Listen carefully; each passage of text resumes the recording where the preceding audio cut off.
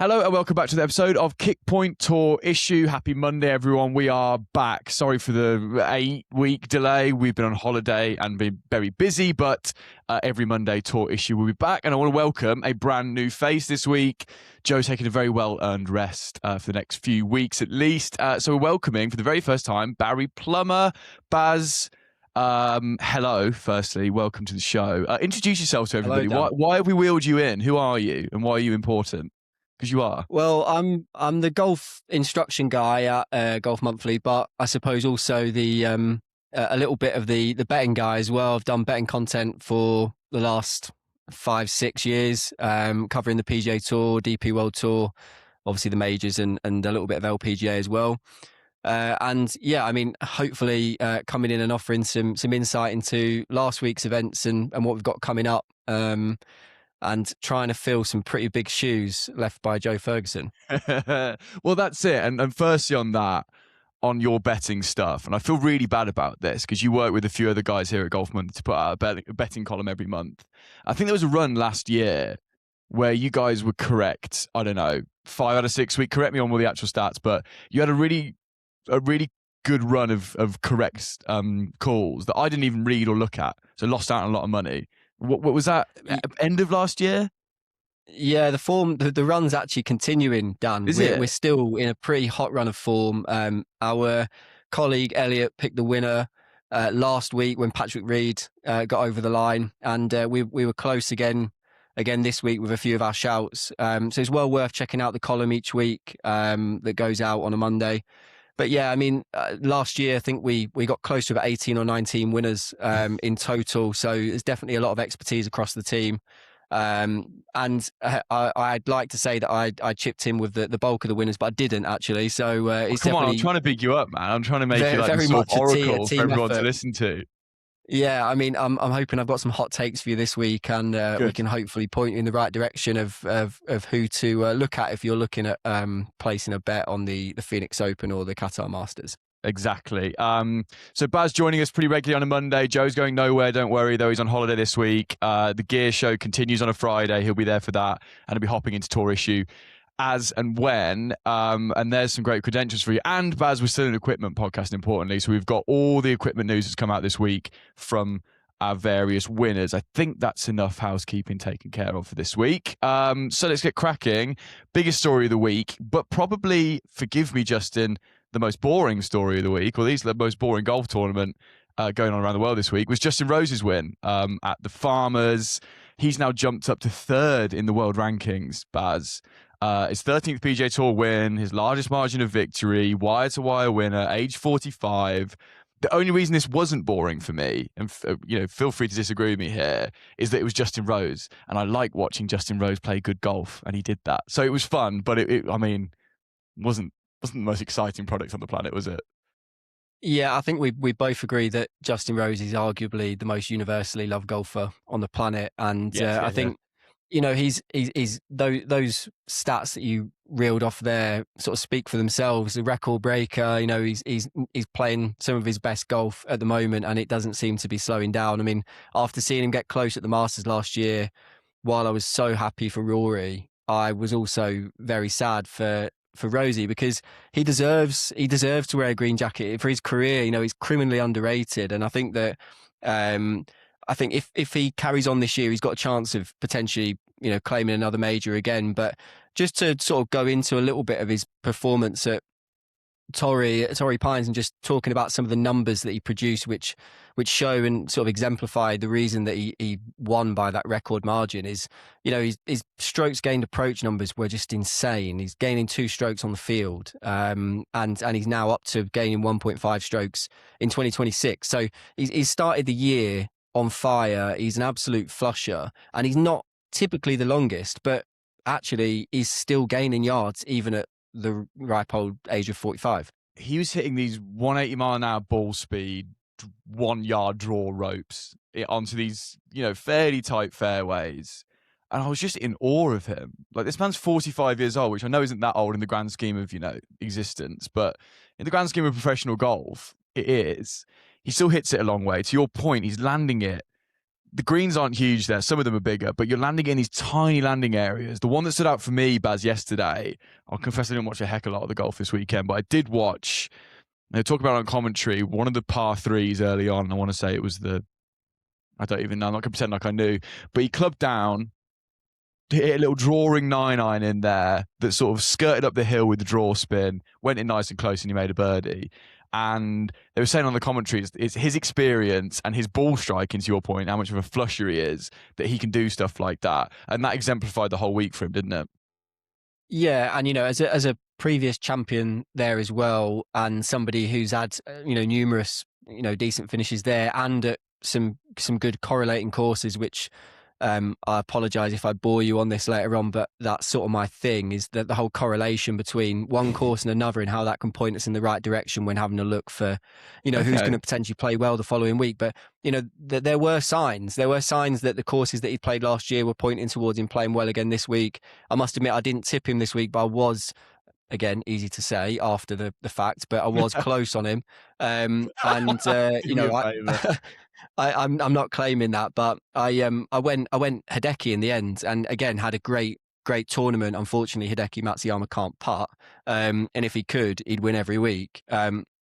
But yeah, Justin Rose he's just got that all round game, hasn't he? And when he gets into his zone and he's at the front and you're chasing him, it must be demoralising, because you know that he's not slipping up. He's not allowing himself to come out of that I'm going to win this tournament mentality, and because of that, it gives everybody else like a bit of a. I mean, I felt for Joel Damon, because Joel Damon is 5 or 6 back, was he, going into that round? He probably would have thought, maybe I've got a chance if I start well and Justin doesn't. And then Justin comes out and just does what he does and puts it to bed. And in sort of the way that you mentioned, makes the tournament a little bit boring to watch, but not so much of an issue because we got a rosy win. Exactly. I think that kind of took the edge off it slightly. And yeah, I think he got to 21 under, maybe halfway or just over halfway through his third round. And I sat and went, that will win. That number will win comfortably, and it would have. He got to 23 in the end, 24, beating his own scoring record when he won around there in 2019 as well. And just imperious. And I guess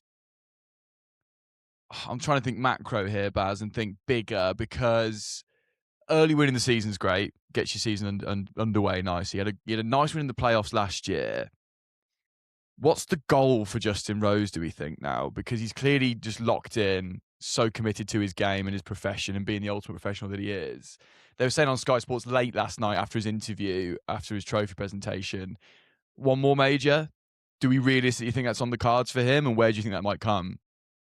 Yeah, I think it's definitely on the cards. And I think it's definitely probably sort of front and center of what he wants to achieve at the back end of his career. I'd argue maybe another Ryder Cup as well, and that win helps him massively in terms of his credentials there, based on what we already know of him as well. But in terms of the majors, I mean, I'd love to see him contend again at Augusta. We know that he can, based on his performance last year.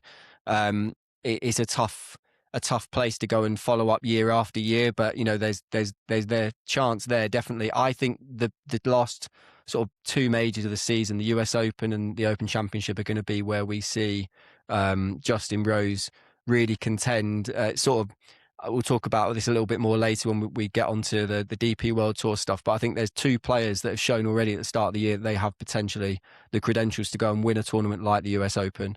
I'll certainly be circling Rosie's name for at least 2 of the majors this year. And unfortunately, because of his win yesterday, the price has plummeted. I got an email this morning showing that was the case. Did I get the same one as you, that he's down to 20-1 for the Masters already?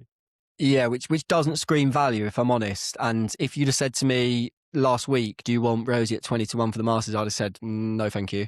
But now, I'll watch him over the next few weeks, see how he responds to this victory, and then make a decision. But he's definitely got a chance.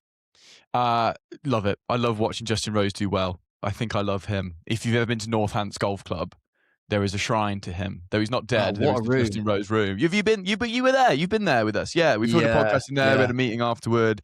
What a space. And there'll be another flag and another picture added to that pretty soon. Let me do equipment quickly, Baz, because there have been some interesting changes in his bag over the last few months, at least since we last did a What's in the Bag on him on the podcast. What feels like a millennia ago now, at some point last year. The driver he stuck with eventually, having tested 5 or 6 last year, is the Callaway Paradigm AI Smoke Triple Diamond Max, the longest name in golf. That's that Triple Diamond Max model that people will know and be aware of that's become available in line this year in the Quantum family. That year, in a Paradigm AI Smoke, it was Tour only. So if that tickles your fancy in any way, the sort of low spin shape with a little bit more forgiveness, that is now available this year. And the crowns are so similar, as Joe pointed out when we reviewed these clubs, that they look very similar as well. So he's locked in on there. M63 wood Baz, and this is a huge week for TaylorMade Fairway Woods and a huge week for the podcast because we keep raving about them. 3 different models won this week, and I'll come on to the rest of them a bit later. But M63 wood, he's got the 3 and a 5 he carries around with him. He went for the 3 this week. Mini Driver has taken a little rest, been benched for the week. QI47 wood, which doesn't make any surprises for us because everyone loves that fairway wood already. But first time I've seen a 7 wood in his bag for a long time. And then a small iron switch into Miura TC502, these little Japanese, little forged, bladey, wonderful things. At the Hero earlier this year, he ditched his old Titleists, put those in. And to your point, Baz, about strokes gained, his iron play was unbelievable. So the TC502s in the 4 and the 5 and the MC502s, which we know he's had for a while for the rest of his irons. SM10s, a Tour-only Phantom 5 with a lovely little alignment that almost looks like the half ball that Odyssey have brought out. And then the 25 V1X. And for your shoe nerds out there, Painter get another win. And I'm glad to see him in a proper pair of shoes after he ditched those Nikes a while ago. You would like to talk, though, Baz, away from equipment, again, while we stick with the PGA Tour, about Brooks Koepka returning. That is news, and that's fun. I like to see it. What do I actually think? I'm going to come up with my thoughts as you describe your feelings. Yeah, I mean, I've had a little bit of heat on that this week, actually, mainly from the team, actually, at GMHQ. But it's my take is a little bit that I don't really get it. I get it from a commercial perspective, the move back to PGA Tour in terms of what the PGA Tour are getting out of it. But we're not getting the same Brooks Koepka that left the PGA Tour. You know, there's no doubt about that. He finished in the bottom half of the Live individual standings last year. And I wrote an article this week that basically said I don't really expect him to contend. I don't expect him to win this year on the PGA Tour. I'm sort of a bit ambivalent towards him rejoining. I saw a lot of him play golf this week on the coverage, and even though he was struggling, we had to watch every single one of his shots, which again wasn't particularly enjoyable. But if you look at the reasons that he didn't he struggled a little bit this week. He exceeded my expectations because he actually made the cut. Yeah, but same. He was 74th for putting. So out of everybody who made the cut, he was dead last, which is not good. That's not a good stat to have on your first sort of tournament back return to the PGA Tour. He did actually look sharp on approach and around the greens, give him his dues. But I suppose I could pose you a question, Dan. Really, if we were allowing Brooks Koepka to have world ranking points throughout his entire time at Live, or for example, he stayed on the PGA Tour, obviously his world ranking at the moment is 250 plus. I don't know, somewhere up there, lofty. Yeah. If he had the points, where does he actually rank in the world now? I mean, I personally don't have him anywhere near the top 50. I think you'd be lucky if he was just about cracking the top 75, and I'd put him in the same brackets as people like Ricky Fowler, Jordan Spieth. They're great players. They've got great reputations. They're major winners. Well, 2 of them are major winners, but I just don't see him contending this year. And I'd be interested to hear your thoughts on what you think about that. It's a good question. I'm going to have to stall and talk because I want to see who's currently 50th in the world for a bit of context. Rasmus Nergaard Pettersson, who's a really good young player, actually, isn't he? Is he better than him? But then I look at Jaden Schaefer, who's 49th in the world, who's got off the back of 2 wins. Would he be in the top 50? It's so hard to contextualise what happened with him on Live because no one watched it, right? At least I didn't. Maybe it's harsh to say no one watched it. So it's hard to say. The fields weren't great. He was never really winning much, though, was he? And watching him play on the weekend, his putting was poor. Get rid of that blade for a start. Fans will know we don't want to see them on tour anymore. I think he would. I think I'd like to come back to this conversation in 6 to 8 months' time at the end of the season, and maybe we've seen just a solid, if unspectacular, season from Brooks that might get him back up there. I agree. I don't think he'll get in the winner's circle again this year. But surely for you, like, I think the story, at least for me, is actually just him returning. Like, he's the first domino to fall. He's the first guy back. The PGA Tour commentary was very effusive, very reflective. Oh, it's good to see his emotional side again. I thought that was a little bit keen because he's hardly the most emotional man on planet Earth, is he?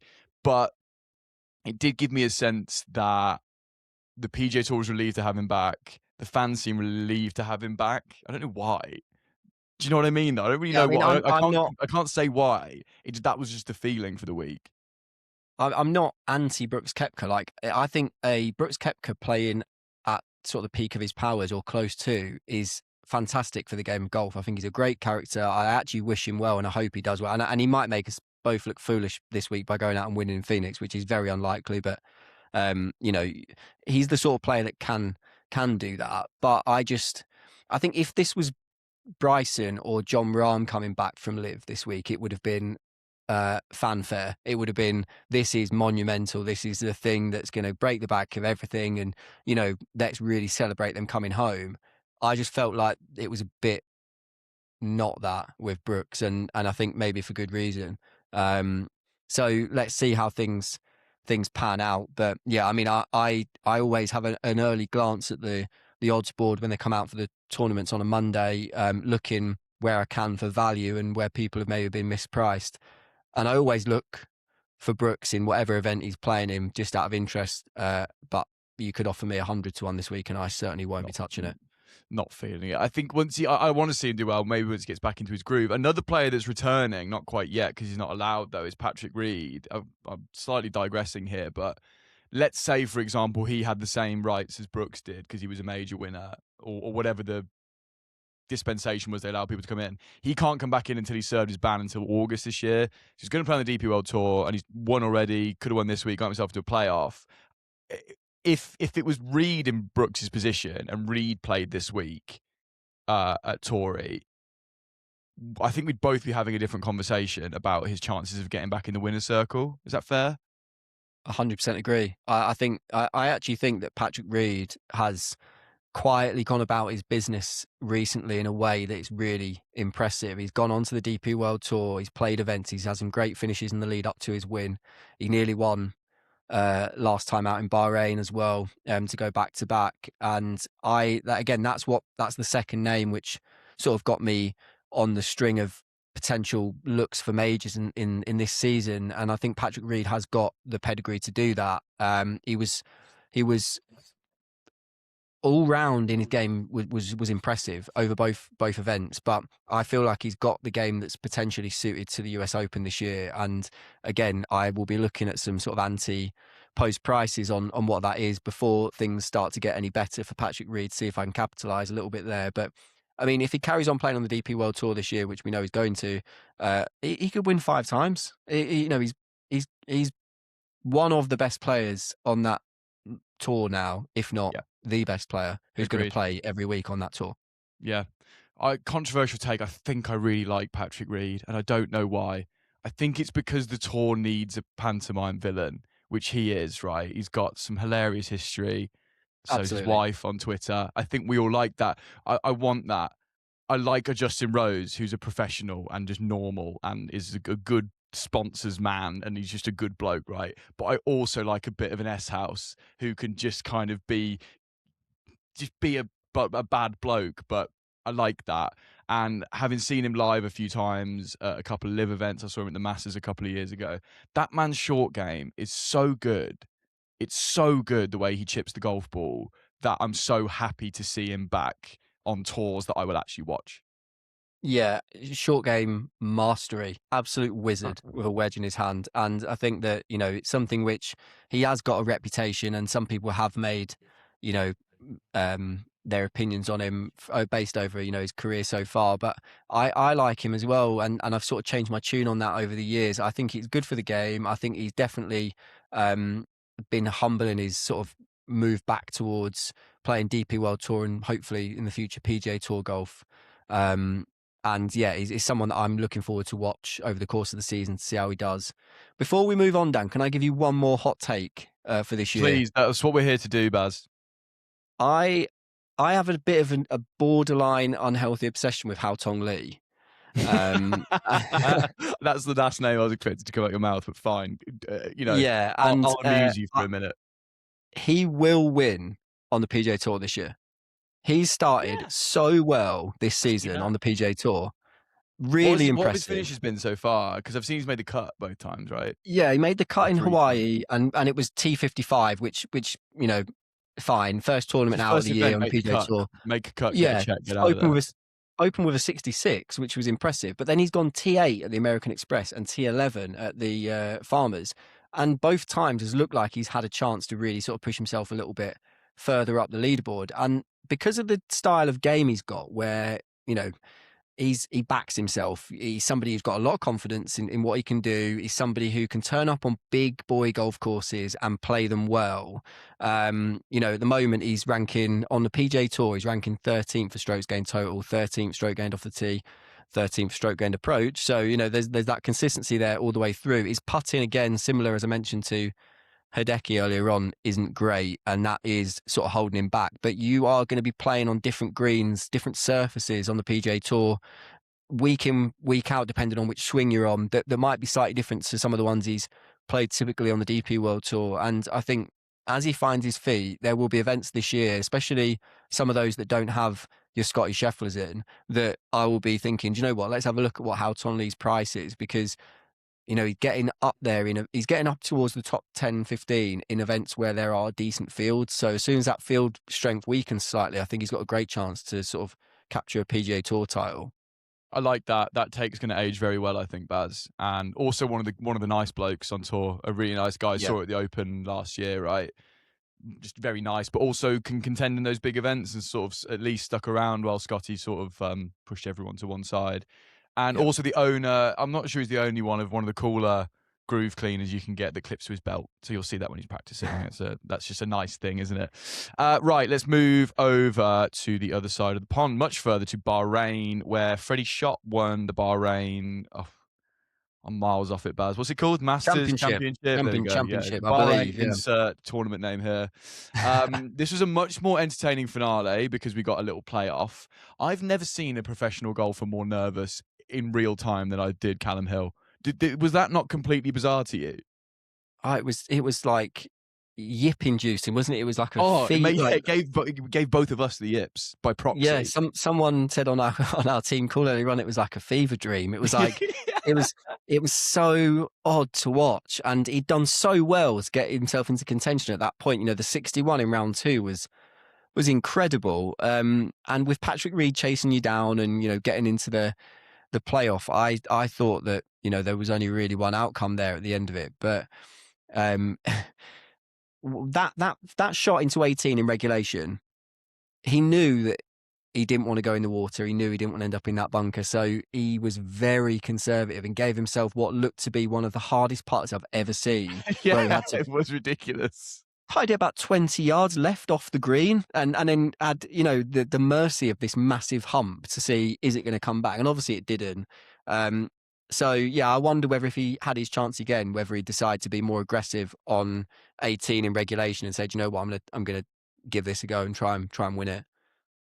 Because then it got into that playoff, and to your point, described as a fever dream by other members of the Golf Monthly team this morning.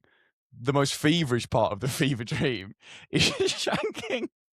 Sorry, if you haven't seen this, by the way, you have to go and watch this, because this, I think it might be one of the funniest moments I've seen in golf for a long, long time. Shanking an approach shot into a screen that's on a slight delay, showing you shanking the ball into a screen. It's like Inception, but for one of the worst golf shots of your professional career.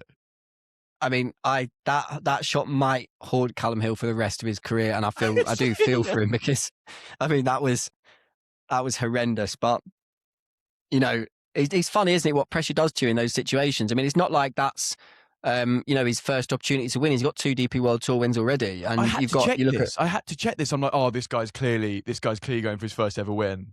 No. Yeah, and you look at Freddie Schott. It looks a lot more calm and composed. I mean, I don't think I've ever seen a stroke play tournament conceded. That was my next point. I didn't realize that was a thing. I thought you had to kind of grin and bear it and see it out. Did he DQ himself by doing that? Like, did he just finish dead last? Just giving up the game forever. No, yeah. I think that you can. I mean, this is based on my very limited understanding of this rule, but I think you can concede a playoff, and it just means that you lose the match. But obviously, you're not disqualified from the tournament. But I actually feel despite the fact it's showing you on the leaderboard, it still shows their total to par, doesn't it? For some reason, realistically, it's always a match in the playoff. I just think that, you know, with Freddie Schott, I think conceding, while it gave him his win, and, you know, I'm sure he's very happy about that, I think it sort of robbed him a little bit of his moment. You know, he's standing on the green, he's got a chance to putt for a DP World Tour win. Mm-hmm. And he doesn't even get to do it. You know, it's that you don't get to look back on that. You haven't got the video of you doing that in the future. And, you know, again, he might not care about that. He might say, you know what, I'm a DP World Tour winner. I think when he checks his bank account and his status for the rest of the year, he won't. But I think it's a valid point. I think Hill's head was just on Mars, and he just said, "I get me out of here now." Mine would be, which is smother hook, provisional. Third tee shot shank. Yeah, I'd be wanting to get out of Bahrain pretty quickly as well. Yeah. I wonder how whether he plays this week, and if he does, how he plays. But there might be a late withdrawal and a bit of reflection time. We'll have to wait and see. Golf's just crazy because he played so well all week. He made a clutch up and down on 17 while Schott was making a bogey to have a one-shot lead going down the last, and then he stepped off his drive on 18 in regulation 3 times, I think. You could just see he was all over the place. So I hope he recovers from that. But like you said, previous winner, 2-time winner, won in 2025, so not that long ago. Bizarre. But congrats to Freddie Schott, who's got a great head of hair. That's one thing I know. He sort of looks a bit like a bulkier, like beefier Tommy Fleetwood, I think. He's like it's not a bad shout. I like it. I'll do his bag really quickly. He's ping all the way through. You don't see a lot of this because a lot of ping staffers will have a non-ping putter in the bag, a non-ping wedge in the bag, but not so much for Schott. G440 Max driver. The Prototype Mini got its first ever win. We spoke about that on Friday's episode 2 weeks ago. If you want to hear about that. But Ping are now in the mini driver market, and that's one straight away. The IDI driving iron, he's got that as a 2-iron. Joe loves that. I love that club. One of the softest feeling long irons you can get in the game. Can I say this yet? Some of that technology coming through into new irons very soon, which is quite exciting. He's in Blueprint S, S259 wedges, which have got a couple of wins now, I think. That might be its first, actually. And then a PLD Catch custom putter. So Ping all the way through, apart from his golf ball. Shoes, which I will do, because now Joe's not here, I can talk about that without getting laughed at. Echo Street 720s, Baz, which are... I'm a spiked fiend now. I think we should all be wearing spiked shoes because why wouldn't you take that extra advantage? These are like on off course. These are my favorite off course shoe. I've worn these more to the pub than I have on the golf course. Yet here's a man swinging it pretty darn quickly, wearing them as well. What do you wear, Baz? The shoes I've given you? You test some shoes for me. You a spiked man? Yeah, I had some. Yeah, I have got spiked at the moment. I had some lovely Nike Air Max ones that you gave me last year, which were spiked for the current weather situation, aren't they?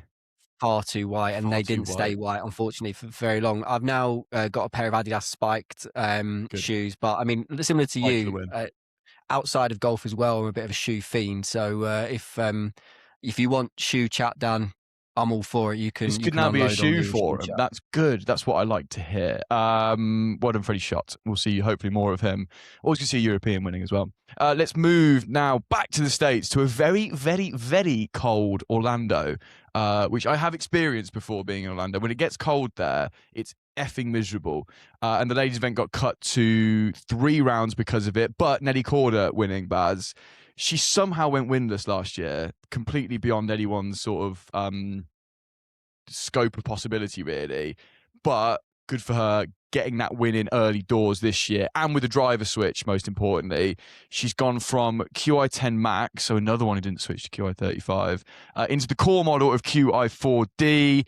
There's a very gushy press release from TaylorMade I won't read, Baz, but the switch was very easy, apparently. spin discrepancies come way down, and she prefers the shape of this new head, which a lot of people are. She can still hit her draw with it. And she's also in, for you shaft geeks out there, brand new Torrey DFI shaft, which is yet to be released. Joe is testing it as we speak. But looked cold. Didn't envy that because the weather here is crap at the minute. But good to see Nelly winning, because I think the ladies' tour needs that. Is that patronising? I don't know, but I like watching her win, and she kind of cruised in the end.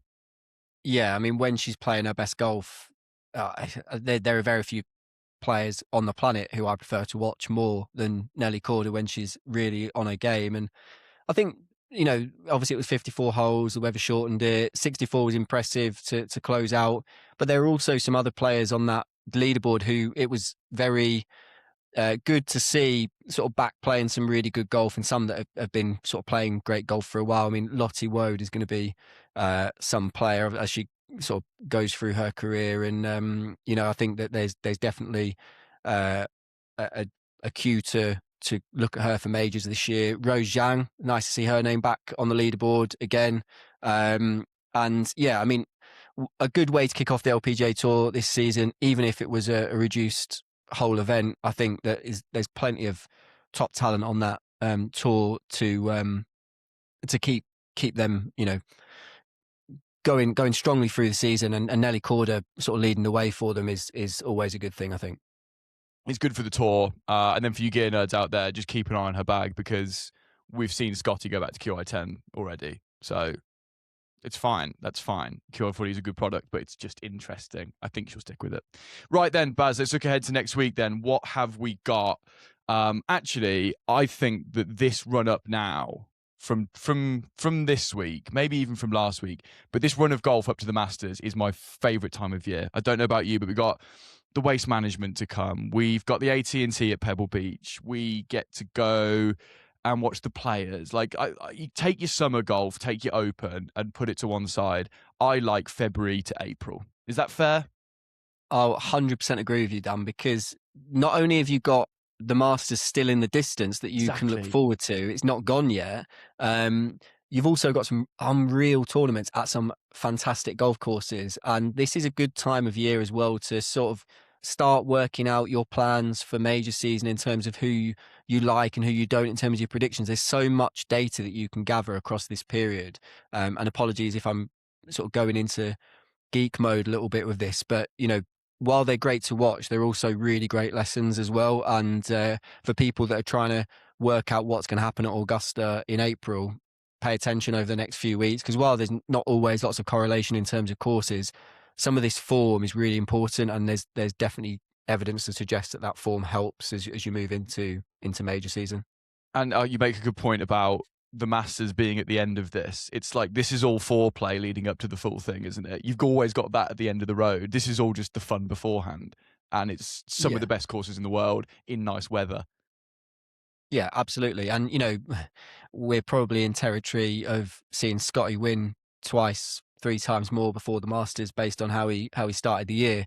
But there's also some really cool storylines like Justin Rose last week coming out and winning, and there'll be plenty more that will come up. So enjoying this part of the season, especially when we've been starved of sort of really elite golf for a few months, is a nice way to sort of ease yourself gently back in, and hopefully we can guide you through that gentle easing as we move into the rest of the season. For those following the foreplay analogy, that's a good bit of innuendo there, Baz. Right, how does Waste Management this week? How do you go about doing, like, give us a bit of science or a bit of maths behind, or is there any, or is it a vibe based thing when you're looking at like your picks ahead of the week?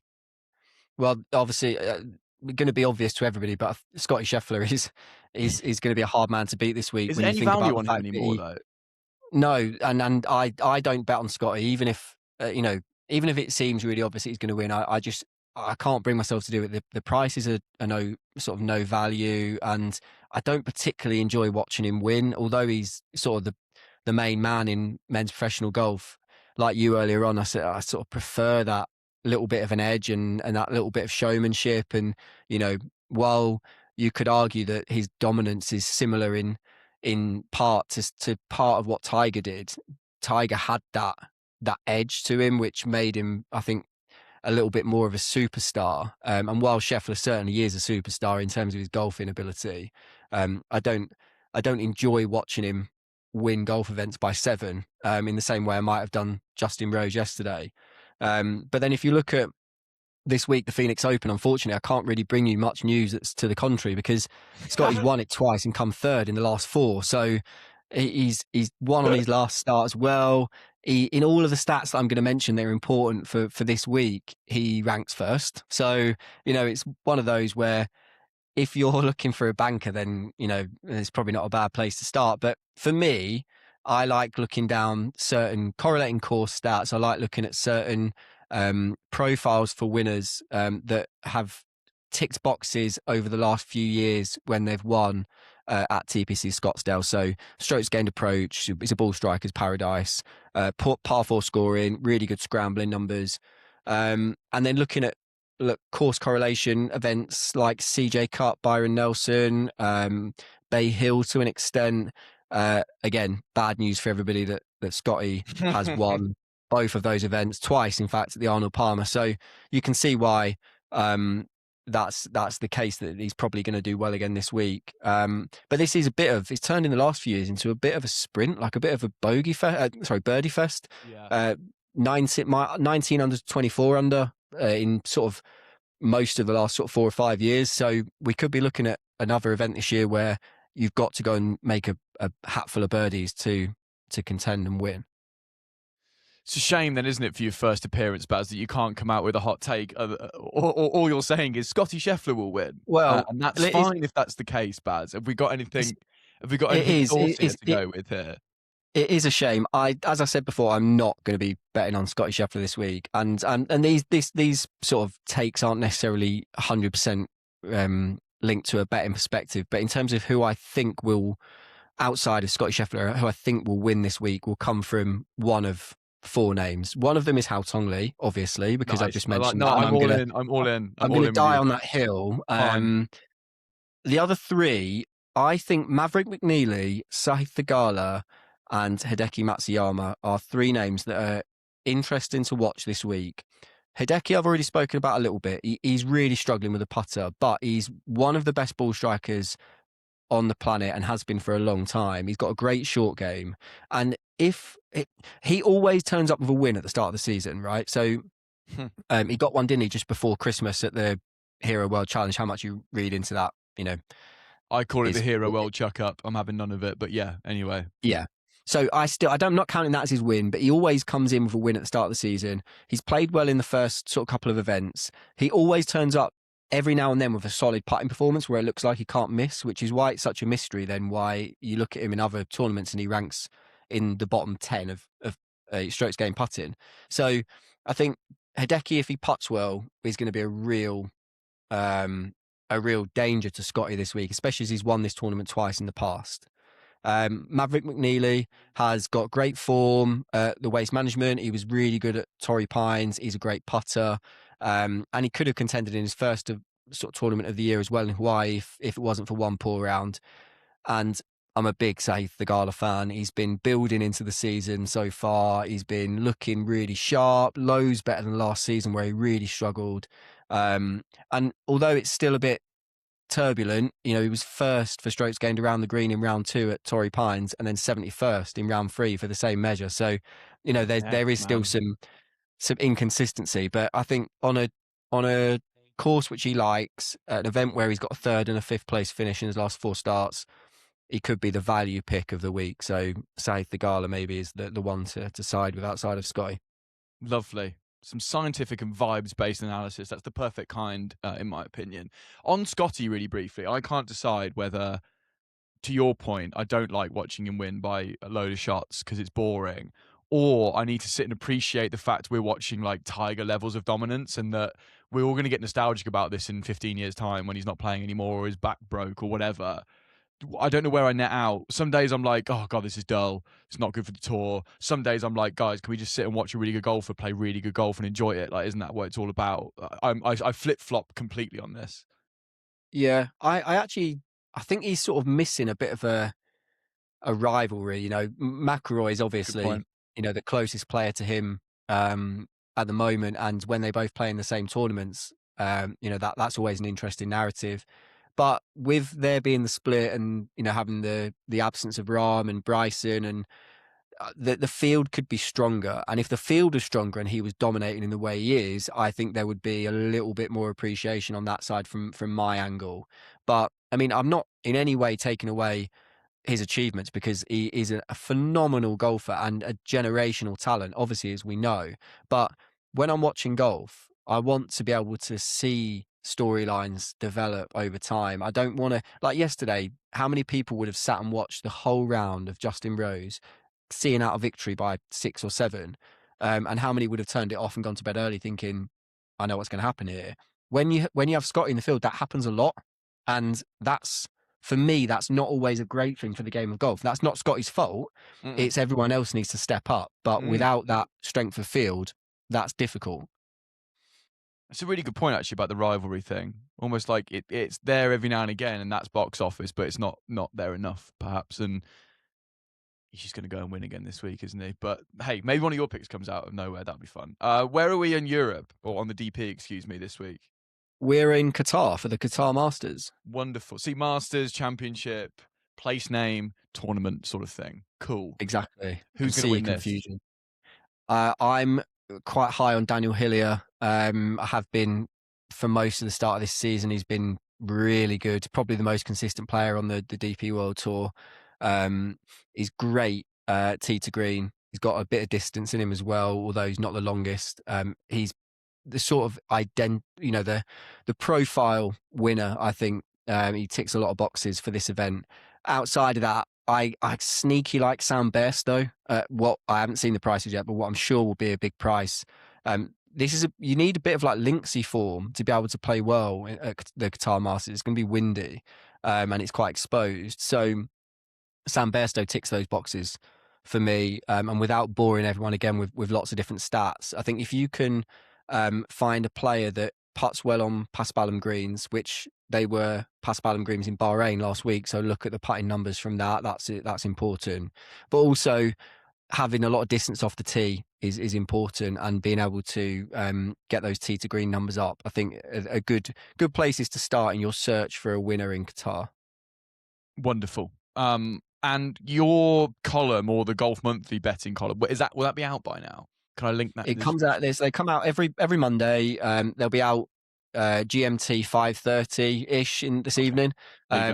Sometimes first thing on a Tuesday morning, but we try to get out as early as possible to give you a chance to take advantage of the prices before they naturally deflate, because everyone's seen how well we've been tipping recently, and the bookies are scared of us, I think. See, now we're doing this podcast, and now I know how hot you boys are at picking. I'm going to at least I'm not a gambler. I can't be bothered. I'll be honest. It's not a great look for this, but I'll look anyway and acknowledge. How about I take one of your picks every week? Don't actually put money on it. That's a bad idea, because then if they come in, I'll be really annoyed. I think the whole point of this column, it is a betting column, and these are essentially betting tips. But more than that, it's about predictions. It's about people having fun. We're not encouraging people to spend loads of their money, and picking a winner in a golf tournament is hard. There's a lot of players, and you've got to find that one person. It's very volatile, but some people just enjoy being able to be right. And just being able to say, do you know what, I think this person's going to win this week, and being right, that's enough for some people. So if that's you, great. That is me to a T. Yeah, just brag about it. Why not? Just be like, guess what? I was close on Justin Rose last week, apparently. No more of this off the post nonsense. I'm not having any of it. Only winners you've selected. It will be interesting to see and to hear who maybe some of the listeners fancy this week, because this is a conversation. I think that's what we've learned from this panel of people that we work with for the betting column, is we all have very different opinions, and some of us are right occasionally, but sometimes people drop in a little nugget of information. You're like, I hadn't even thought about that. I haven't even looked down that line yet, and it sends you off on a different angle. So if anyone's got any hot tips themselves this week, don't forget to let us know, because we'll definitely explore that. Oh, that's a good idea. Let us know down in the comments. I like tracking things, Baz. So at the very least, I'm going to make notes of what you said this week, and we can come back next week and see if you've got any hits, any comments. I'll take a look at, and we can come back next week. See if anyone else who's listening has got a feeling for it this week. But that about does it for us, Baz. Great debut. Strong. Tell you what, here at Kickpoint, we only like strong beards, strong hairlines, and well-dressed men. And you've hit all of them today. And you're nice for those listening. That's some of the new Nike gear, isn't it? With the shield, that's fresh. It is, Dan. Yeah, it is. It's a great bit of kit. I absolutely love it. My mate's worn got it one. too much. It's actually, quite heavyweight as well. It's quite nice, isn't it? Yeah. There's a second one coming in a different color. Oh, good. Well, maybe we can see that next week. And unfortunately, I've been dropped down in the beard rankings again. That's the only frustrating thing about having you on. But hey, maybe I'll grow it out. Joe's is worse than mine, I think, anyway, because he has to diet. Right. Friday is the big one for those who listen to the Friday show. Ian Fraser's coming on. We finally got him. We pinned him down in Orlando at the PGA show. Willingly, I might add. And him and Joe had an unbelievable conversation. I sat and listened to about half of it before I had to run off. So we're bringing you that. And the rest of the show is me and Joe from the PGA show in the PXG booth, sort of telling you a little about some of the behind the scenes stuff from there, what we saw, what we liked, what we didn't like, and then Christina Kim just bombs us with her presence. So look forward to that as well. But the big one, Ian Fraser coming for you on Friday. But me and Baz will be back next Monday to pick over the weekend's action. See if you got anything right, Baz. Your neck's on the line here. You've stuck your neck out. First appearance. Come with some hot takes. I hope for your sake someone comes in. That will look great, won't it? Yeah, we'll be celebrating a huge Hao Tong Lee victory, I'm sure. Okay, we look forward to that. Thank you for joining me, mate. Well done. Thank you for listening. Thank you for watching. Have a great week, and we'll see you Friday.